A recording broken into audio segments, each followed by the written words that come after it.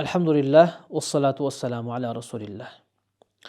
Olimlarimizning aytgan bir nasihatini aytib o'tamiz.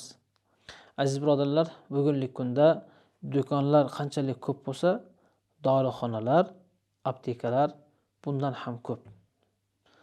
Ya'ni dori sotishlik, sotib olishlik, dori chiqarishlik xuddi bizni kunumlik iste'mol qiladigan narsaga aylanib qolyapti. Chunki ummatning orasida kasallar ko'p.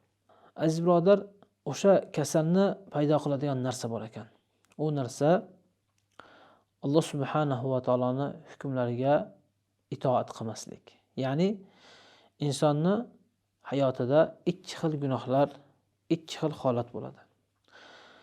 Ya'ni ba'zi bir gunohlar bor, u gunohlar insonni to'g'ri rizqini kamayishiga yoki ba'zi bir narsalarga bir dunyoviy va oxiratda azoblanishiga yoki sinovlarga mubtalo bo'lishligiga sabab bo'lsa, ba'zi bir gunohlar, ba'zi bir insonning ichidagi kasalliklar, ruhoniy kasalliklar bor. O'sha ruhoniy kasalliklar, gunohlar jismoniy kasallikni ham paydo qilar ekan. Masalan, hasad. Bir insonga boylik kelsa, bir inson farzandli bo'lsa, biror mashina olsa, dunyoviy yoki oxiratga taalluqli bo'lgan yaxshiliklarga yetsa, odamlar nima bo'ladi? O'shani ko'rib hasad qiladi. Hasad degani nima degani? Hasad degani bir inson bir ne'matga yetsa, o'sha ne'mat nariga odamdan ketishligini xohlaydi-da. O'zi yetmasa ham mayli. Nima deydi? Men yetmasam ham shundan oldiraman deydi-da. Men yemasam yeyman deydi, lekin shunga yedirmayman. Qisqasi, nariga odamdek berilgan ne'matni o'sha yo'qotishni, kamaytirishni va o'sha insonni kambag'al qilishni yoki bir insonni mashinali bo'lsa, u mashinadan ajrashni xohlaydi. Shu narsani hasad deb qo'yadi. Aziz birodarlar, hasad bu harom. Hasad nafaqat harom, ya'ni harom bo'lishlik bilan birgalikda insonning hayotini ham yeb qo'yadi. Insonni nervini keltiradigan va insonning ichki kasalliklariga va zohiriy botiniy juda qattiq ziyon bo'ladi.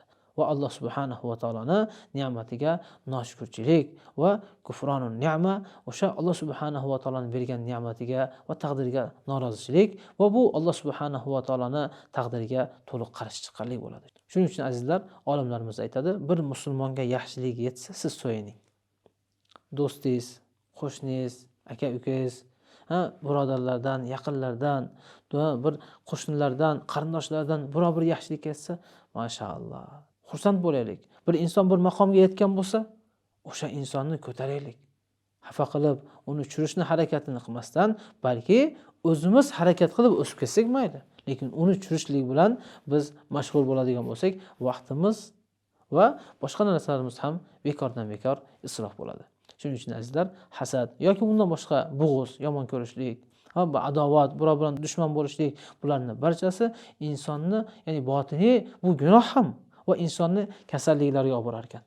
Ya'ni bu ruhoniy gunoh, yomon sifat va o'sha yomon sifat borib mana ba'zi bir insonlarni rak bo'lishiga, ba'zi bir insonlarni insultga borishiga yoki ba'zi bir insonlarni qattiq bir kasal bo'lishligiga ham shu yomon gunohlar sabab bo'lar ekan. Alloh subhanahu va taolo barchalarimizni yomon sifatlardan va gunohlardan yiroq qilgan bo'lsin.